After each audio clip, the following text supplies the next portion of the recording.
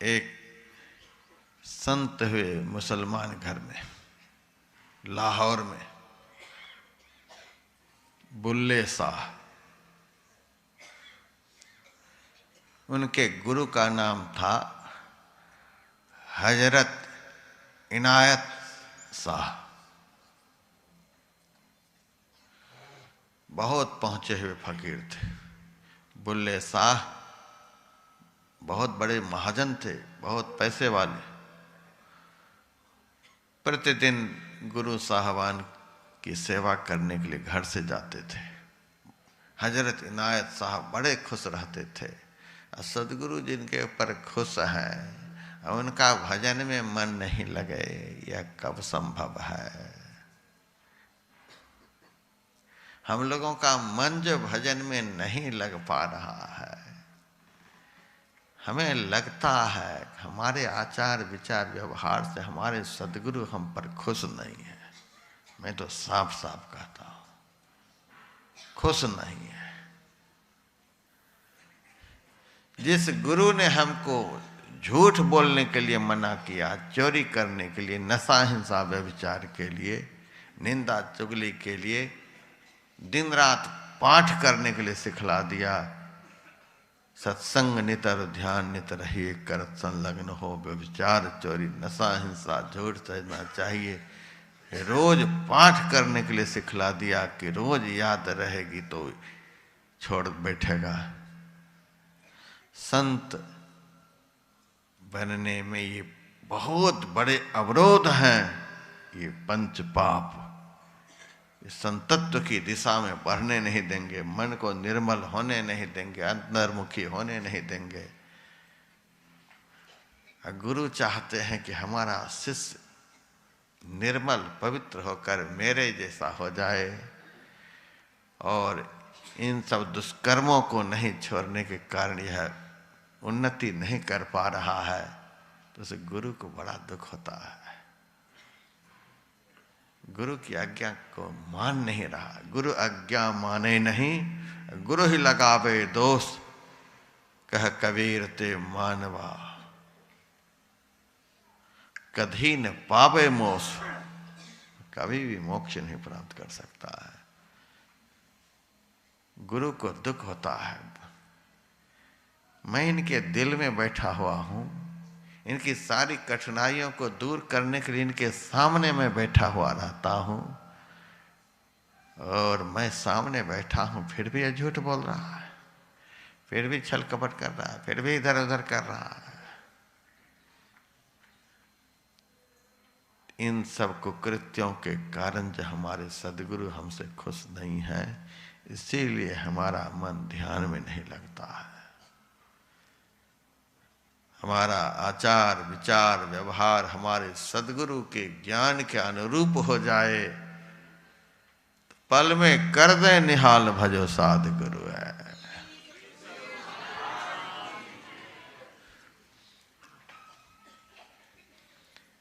एक बार गुरु महाराज के एक शिष्य आनंद केसरी टीकापट्टी के थे।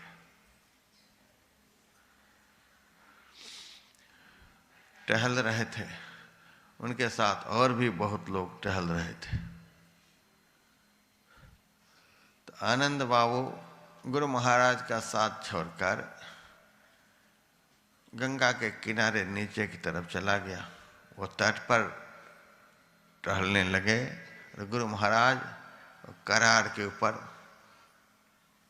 के करार पर टहलने लगे।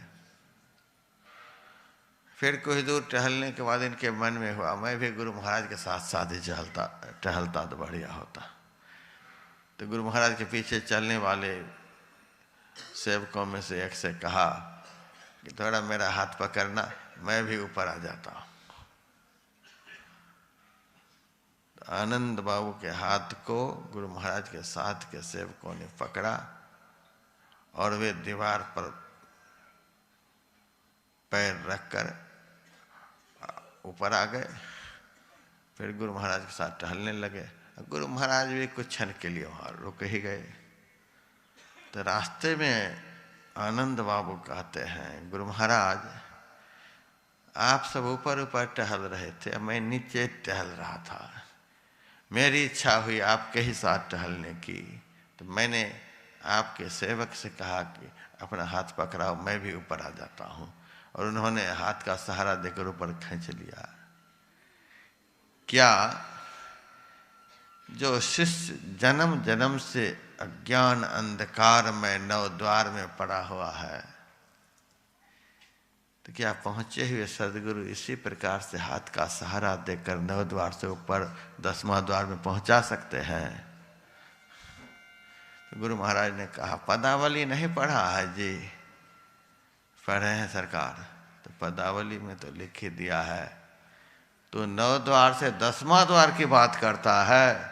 सदगुरु यदि शिष्य पर खुश हो जाए तो कोई भी द्वार बाकी नहीं बचता है। अंधकार में फंसे हुए जीव को, अंधकार में आबद्ध सुरत को गुरु अपने कृपा रूपी हाथ के सहारे से पिंड ब्रह्मांड के पार कर देते हैं। पल में कर दे निहाल भजो साधु। लेकिन शिष्य अपने आचार विचार व्यवहार से गुरु को खुश कर ले। उनको खुश करना है। पैसे से कोई भी सदगुरु को खुश नहीं कर सकता। आदर मान सम्मान देकर कोई भी खुश नहीं कर सकता। दुनियावी कुछ भी लेन देन के द्वारा गुरु को कभी भी खुश नहीं कर सकता। सच्चे सदगुरु को वही शिष्य खुश कर सकता है जो 24 घंटे सदगुरु के बताए लकीर पर चलता है। तो बुल्ले शाह लकीर पर चलने वाला शिष्य था, कभी भी लकीर से इधर उधर नहीं। भले ही घर में रहता था, परिवार में रहता था, घर के काम धंधों करता था, लेकिन सब कुछ करते हुए लकीर को नहीं छोड़ता था। लकीर पर चलना है। बेटा के साथ रहने में कोई पाप नहीं है, बेटी के साथ रहने में कोई पाप नहीं, घर मकान में रहने में कोई पाप नहीं, रोजगार करने में, नौकरी करने में कोई पाप नहीं। पाप है गुरु के लकीर को छोड़ने में। लकीर पर चलना है।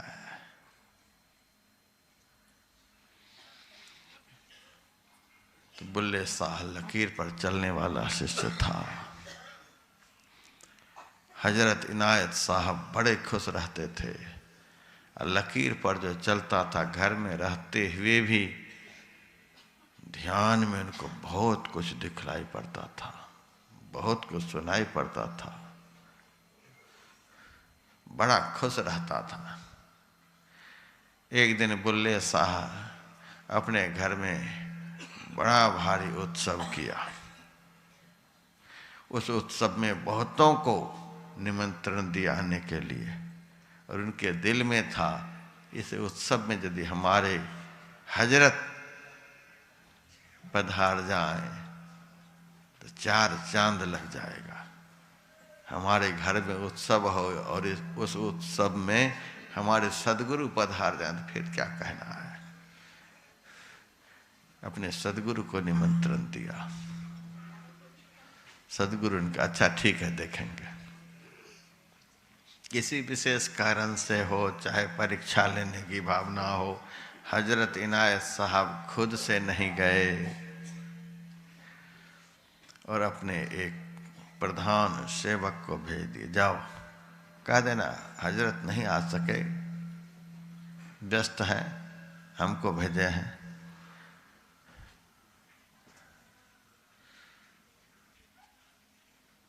चले तो गए। बुल्ले शाह ने देखा अपने सदगुरु नहीं आए और अपने एक चेले को भेज दिए। सदगुरु द्वारा भेजा गया जो शिष्य होता है वह तब तक के लिए सदगुरु ही कहलाता है जब तक कि सदगुरु के पास वापस न हो जाए।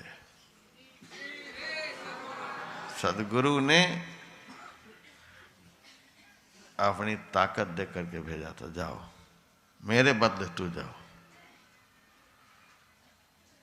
देखा अपने नहीं आए, चेले को भेज दिया, थोड़ा बहुत खिलाया पिलाया, ऐसे वापस कर दिया। गुरु के भेजे हुए का सम्मान नहीं किया। मुंह बड़ा उदास था, वापस गया। हजरत इनायत साहब ने पूछा, क्या जी तुम्हारी अच्छी खातिरदारी नहीं हुई? कहा, क्या खातिरदारी होगी, आप गए नहीं, मुझे कौन पूछता। जैसे तैसे खिला पिला करके वापस कर दिया। हजरत इनायत साहब रूठ गए कि मेरे भेजे हुए का बुल्ले शाह ने अभिमान के वशीभूत होकर के सम्मान नहीं किया। अच्छा, जिस मेरी खुशी के कारण उनके दिल रूपी बाग में अनेकों गुल दिन रात खिलते रहते हैं, आज उस खुशी की धारा को मैं मोड़ लेता हूं। सदगुरु ने उस खुशी की, उस कृपा की धारा को बुल्ले शाह के दिल रूपी बाग में जाने से मोड़ लिया। उत्सव समाप्त होता है। जब वह भजन पर बैठता है तो घोर अंधकार, कुछ भी नहीं दिखलाई दे रहा है। अभी आप लोगों ने पाठ में सुना था, जय सौ चंदा उगवही तारा चढ़ई हजार, एते चानन हो दिया गुरु बिन घोर अंधार। गुरु की खुशी यदि शिष्य के दिल में नहीं पहुंचती है तो गुरु बिन घोर अंधार, शिष्य का अंतःकरण अंधकार से भर जाता है, कुछ भी नहीं रह गया। जो ध्यान के समय बहुत कुछ देखता था, अब ध्यान में कुछ नहीं देखने लगा। अब तो छटपटाने लगा, आकुल व्याकुल होने लगा।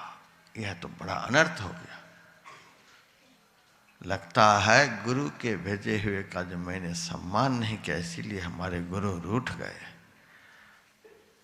बहुत आकुल व्याकुल होने लगा। अब क्या करें? वह भागा भागा गुरु के पास क्षमा मांगने के लिए गया, लेकिन गुरु तो इतने रूठे हुए हैं कि अपने दरबार को आदेश दे रखे हैं कि इस दरबार में अब बुल्ले का प्रवेश नहीं होगा। मैं बुल्ले का मुंह नहीं देखना चाहता हूं। दरबार रोक दिया, खबरदार आप अंदर नहीं जा सकते हैं।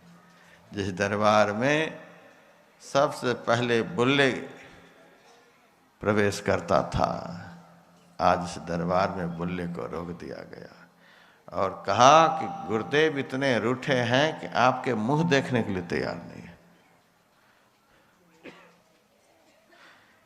यही संत कबीर साहब ने कहा, जो गुरु रूठे होए तो तुरंत मनाइए, होइए दीन अधीन चूक बख्साइए। यदि हमारे आचार विचार व्यवहार के कारण गुरु हमसे रूठ गए हैं तो तुरंत मनाइए। प्रधानमंत्री नाराज हो जाए तो 4-5 दिन के बाद भी जाएंगे तो चलेगा।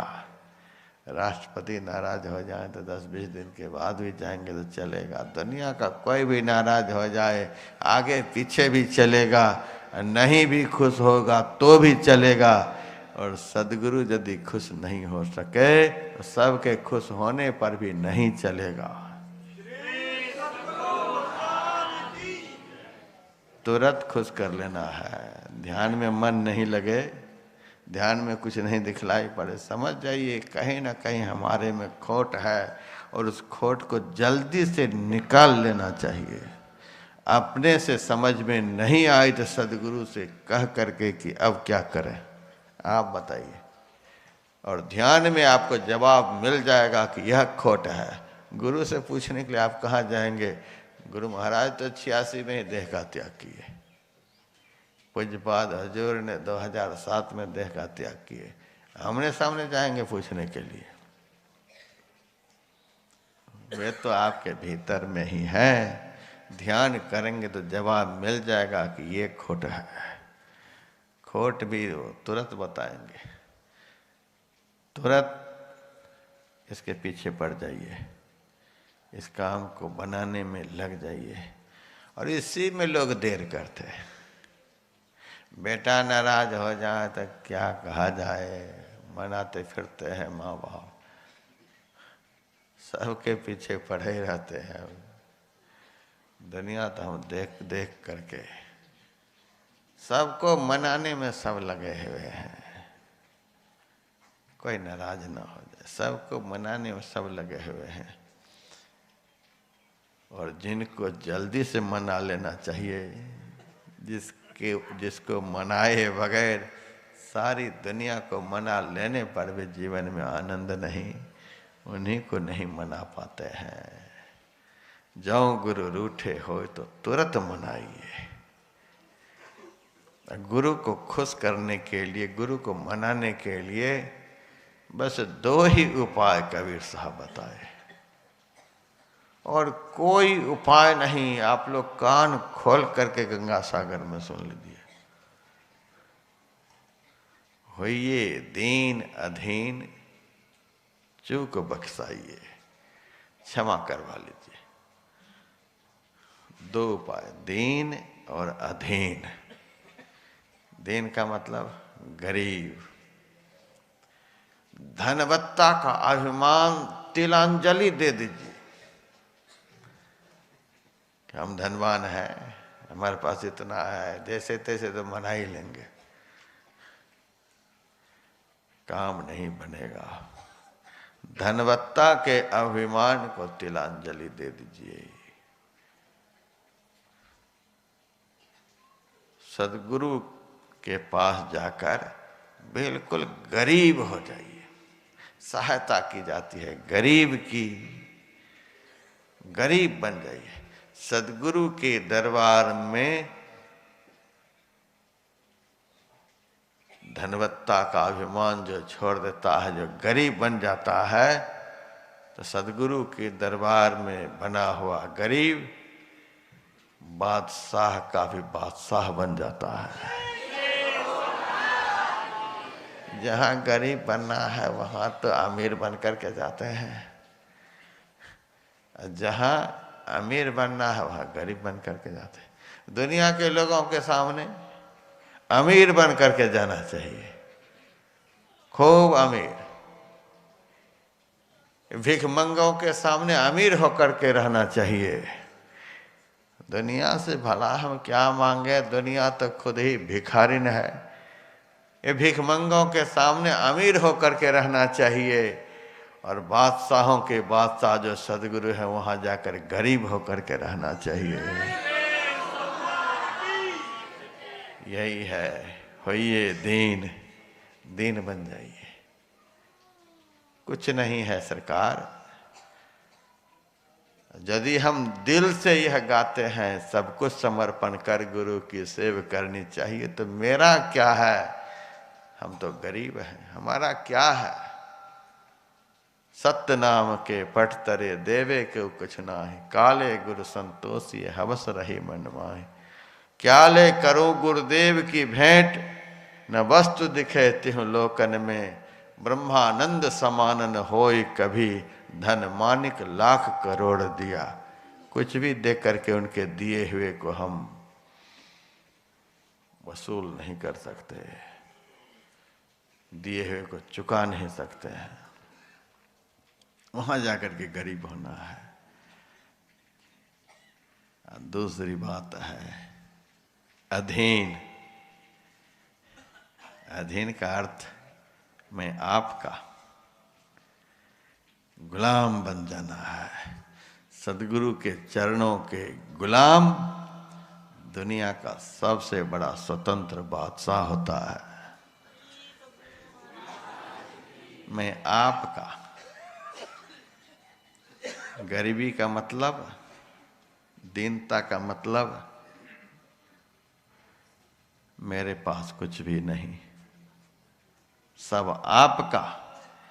दीनता का अर्थ सब कुछ आपका, अधीनता का अर्थ मैं भी आपका। अरे सदगुरु का बन जाना, इससे बढ़कर क्या है। छत्रपति शिवाजी तो 1 साल उनके साथ भीख मांगे थे। दुनिया में शिष्यों में नाम है उनका सदगुरु के साथ में भीख मांग कर खाने वाले छत्रपति शिवाजी का क्या व्यक्तित्व है, दुनिया के इतिहास में उनका नाम है। सब कुछ आपका और मैं भी आपका, और दिल से होना चाहिए। यह नहीं तन मन धन सब तेरा, उस पर कब्जा रहे मेरा, ऐसा नहीं। उनको सब पता है। राजस्थान गए सत्संग करने, ऐसा ही भगत मिला। महाराज बड़े दया किए, आप पधारे। ये सब कुछ आपका ही महाराज, ये घर आपका, बच्चे आपके, सारे ये सब कुछ आपके। मैंने कहा सब कुछ मेरा ही है। हाँ, सत्संग तो अब बाद में करेंगे, पहले आज रजिस्ट्री करो। अरे महाराज कह दिया तो आप रजिस्ट्री कराने लगे। मैंने कहा रजिस्ट्री तो नहीं करा था, लेकिन मैं देख रहा था तुम दिल से बोल रहे हो, बेदिल से बोल रहे हो। ये महात्मा के पास भी धोखेधड़ी करता है। सब कुछ आपका, सब कुछ आपका। छत्रपति शिवाजी कागज के टुकड़े पर लिख दिए, समस्त राज्य के समेत छत्रपति शिवा गुरु के चरणों में समर्पित। लिख दिए तो फिर वापस नहीं लिए। समर्थ गुरु ने कहा, अरे शिवा हम साधु होकर क्या करेंगे, राजपाट लेकर क्या करेंगे। कह दिए, दे दिए तो दे दिए, अब जो करिए आप, बेच दीजिए, फेंक दीजिए, सिंहासन पर किसी को बिठा दीजिए, हम आपके हो गए। अब आपके कमंडल लेकर के आपके पीछे पीछे चलेंगे, ये सारा वैभव आपका। अब गुरु भी चक्कर में पड़ गए, अब क्या करें, ये तो मानेगा नहीं। दूसरा इस वैभव को संभालने के लायक है नहीं। अरे शिवा सुन, जैसे बड़े बड़े राजा के कर्मचारी होते हैं, राजकाज को संभालते हैं, उसी तरह से राजा तो मैं ही हूँ, मेरा कर्मचारी बन करके इस राज्य को संभालो और सिंहासन के ऊपर मेरा भगवा झंडा लटका दो। यह राज्य जो है हमारे सदगुरु का है, मेरा नहीं है। भगवा झंडा टांग दो। इस तरह से गुरु को खुश किया जाता है। होइए दीन अधीन चूक बख्शाइए, बुल्ले शाह के मन में हुआ यह तो बड़ा अनर्थ हुआ। अब तो दरबार में प्रवेश नहीं। गुरु इतने नाराज कि मेरा मुंह देखने के लिए तैयार नहीं, अब क्या करें।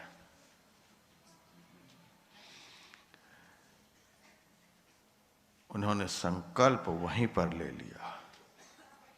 गुरु मेरा मुंह देखने के लिए तैयार नहीं, तो वहीं संकल्प ले लिया कि जब तक कि गुरु का मुंह मैं नहीं देख लूंगा, तब तक दुनिया को यह मुंह दिखाने के लिए नहीं जाऊंगा। घर वापस नहीं गया बुल्ला, अब वापस नहीं जाऊंगा। गुरु को खुश किए बगैर वापस नहीं जाऊंगा, चाहे जो कुछ भी करना पड़े। अब यही सोचने लगे कि गुरु को कैसे खुश किया जाए, कैसे प्रसन्न किया जाए। तब विचार सुझा। विचार देने वाले भी तो वही उर प्रेरक रघुवंश विभूषण। और हम लोग तो रोज गाते ही हैं, उक्ति दाता अति रूरे। इसका अर्थ क्या होता है? रोज गाते उक्ति दाता अति रूरे। उक्ति कहते हैं स्फुरन को, स्फुरना को, प्रेरणा को। सुंदर सुंदर अंतःकरण में स्फुरना देने वाले सदगुरु होते हैं। उपाय बताया, स्फुरना मिली कि सदगुरु जो हैं प्रतिदिन अपने प्रतिवर्ष अपने दरबार में बड़े बड़े संगीतज्ञों को बुला बुला करके संगीत का कार्यक्रम करवाते हैं। उसमें पुरुष की भी मंडली होती है, माताओं की भी मंडली होती है। और ये लोग गजल वगैरह गाते भी हैं और साथ साथ नाचते भी हैं। तो पुरुष की मंडली में दाखिल होऊंगा तो दरबान पहचान लेगा, अंदर नहीं जाने देगा। सबसे बढ़िया है कि महिला मंडली में ही महिला का रूप बना करके दाखिल हो जाता हूँ, नाचना गाना सब सीख लेता हूँ। महिला मंडली की जो अध्यक्षा थी, जो प्रतिवर्ष गुरु के दरबार में नाचने गाने के लिए जाया करती थी मंडली लेकर, उसे अध्यक्षा के पास जाकर के बोले सा साड़ी पहन लिया पहले ही, पूर्ण रूपेण महिला का रूप बना लिया, नाक छिदा लिया, कान छिदा लिया। देखिए गुरु को खुश करने के लिए नाक छिदा लिया, कान छिदा लिया, बाला पहन लिया, सब कुछ एक महिला का पूर्ण रूपेण रूप बना करके उस अध्यक्षा के पास जाकर कहने लगा कि बहन, मेरी भी इच्छा होती है तुम्हारे साथ गाना सीखने की, नाचना सीखने की। मुझे नहीं सिखाओगी? क्यों नहीं, यहाँ तो सिखाने के लिए हम लोग हैं, आ जाओ, तुम भी भर्ती हो जाओ। बोले साहब भर्ती हो गए। देखिए गुरु को खुश करने के लिए क्या क्या उपाय करते हैं। हम लोगों को शर्म आती है गुरु को खुश करने। नाचना नाच तो खोल घूंघट कहे, खोल के नाच संसार देखे, खसम रिझाव तो ओट को छोड़ दे, भरम संसार को दूर फेंके। लाज किसकी करे, खसम से काम है, नाच भर पेट फिर कौन छेके। दास पलटू कहे तू ही सुहागिनी, सोवो सुख से तू पिया एक। अब उनको रिझाना है तो फिर क्या कहना है। भर्ती हो गए, नाचने के लिए सीखने लगे, गाने के लिए सीखने लगे। और इनको तो जल्दी से गुरु को खुश करना था, इसीलिए पूरी ताकत लगा करके सीखने लग गए। बहुत जल्दी सीख करके तालीम हो गए। अब जब गुरु के दरबार से आमंत्रण पत्र आया इस मंडली को,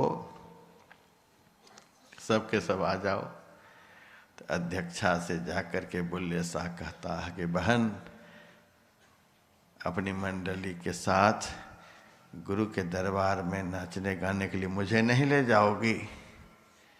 अध्यक्षा कहते क्यों नहीं, तू भी चल, तुमको भी तो अब आ ही गया, चल तू भी चल। उनको भी साथ में ले लिया। अब महिला की मंडली के बीच में वह भी है, जरा सा भी कोई फर्क नहीं पड़ रहा है। बुल्ले शाह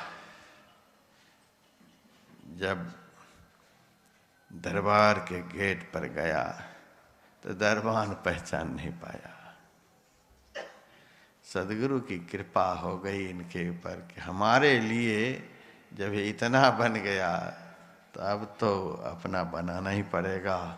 दरबान की आंख पर धूल झोंक दिया, नहीं पहचान पाया। उस मंडली के साथ वो अंदर आ गए, गुरु के दरबार में पेश हो गए। बड़ा खुश है कि अब तो अंदर आएंगे, अब तो दर्शन कर ही रहेंगे। साहब बैठे हुए हैं तख्त पर। बहुत खुश हुआ कि दर्शन तो हो ही गया, अब देखते हैं क्या सब होता है। जब उस मंडली की बारी आई नाचने की, 12 बजे रात में बारी आई, और उस मंडली की माताओं बहनों के साथ बुल्ला भी नाचने लगा, गाने लगा। और सब माताएं बहनें नाचते नाचते थक करके बैठ गई, लेकिन बुल्ला तो बैठता ही नहीं, नाच रहा है, गा रहा है, कसक भरी भरी गजलें बुल्ला गा रहा है। नाचते नाचते मूर्छित होकर के गिर जाता है और फिर संभल करके उठ जाता है, फिर गिर जाता है, फिर उठकर खड़ा होता है। ऐसी ऐसी गजलें गा गा करके हजरत को तो भाव विभोर कर लिया। सब लोग देख देख करके चकित हो रहे, कितना भाव इसके दिल में है, ये कहाँ की गायिका है, यही नाचती है, यही गाती है। मूर्छित होकर के गिर जाते, फिर उठकर खड़ी हो, समूचा शरीर लोहू लुहान हो गया है, फिर भी गाना रिझाना छोड़ नहीं रहे हैं। सब दंग हैं। इतना सब कुछ होने के बाद हजरत इनायत साहब अपने तख्त पर से कूद पड़े। बुल्ला जो मूर्छित होकर के गिरा हुआ था, बांह फैला करके बुल्ला को उठाया, अपने सामने खड़ा किया। खड़ा करके पूछता है, क्या रे तू बुल्ला है? रोता हुआ बुल्ला कहता है, नहीं हजूर, मैं बुल्ला नहीं, मैं तो जन्म जन्म का भुल्ला हूँ। बुल्ला होता तो आपको मुंह दिखाने के लायक नहीं होता। आपके किए हुए उपकार को भूल जाने वाला कायर शिष्य था। अब इनायत साहब बड़े द्रवीभूत हो गए। नहीं नहीं नहीं, तो भुल्ला नहीं तो बुल्ला है। हृदय से लगाया और समस्त शिष्यों के बीच में बुल्ले के लिए कहा, बुल्ला, तुम्हारे व्यवहार के कारण मैं कुछ क्षण के लिए नाराज होकर जो तुम्हारे दिल रूपी बाग में कृपा रूपी धारा को जाने से मोड़ लिया था, लो आज मैं तुम्हारे बाग में उस धारा को फिर से छोड़ देता हूँ। कृपा की धारा को छोड़ दिए। बैठ भजन पर। अब जैसे बुल्ला भजन पर बैठा, बागों ना जा रे ना जा, तेरे दिल अंदर गुलजार। सारी अनुभूतियां फिर से शुरू हो गई, फिर से सब कुछ दिखना शुरू हो गया। ऐसे गुरु को खुश किया जाता है, ऐसे गुरु को प्रसन्न किया जाता है।